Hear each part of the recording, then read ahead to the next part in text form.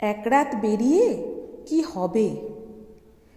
রামমোহন রায় যেদিন প্রথম একটা মেয়েকে চিতা থেকে টেনে নামিয়েছিলেন, সেদিনও এমনই শুনেছিলেন যে একজনকে বাঁচিয়ে কি হবে। বিদ্যাসাগর যেদিন প্রথম একজন বিধবার বিবাহ দিয়েছিলেন, সেদিনও তাকে শুনতে হয়েছিল যে একজনের বিয়ে দিয়ে কটা বিধবার জীবন বাঁচাবেন। বেথুন যেদিন মানুষের বাড়ি বাড়ি গিয়ে তাদের বাড়ির মেয়েটিকে স্কুলে ভর্তি করতে বলেছিলেন, সেদিনও তাকে শুনতে হয়েছিল যে ওই কয়েকটা মেয়েকে বিদ্যাপতি করে কি হবে।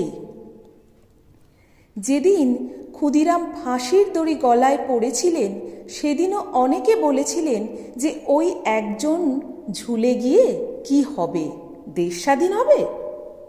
প্রশ্নটা বড় পুরনো, কিন্তু ইতিহাস সাক্ষী আছে যে তারপর কি কি হয়েছে এই প্রত্যেকটা ঘটনার পরে।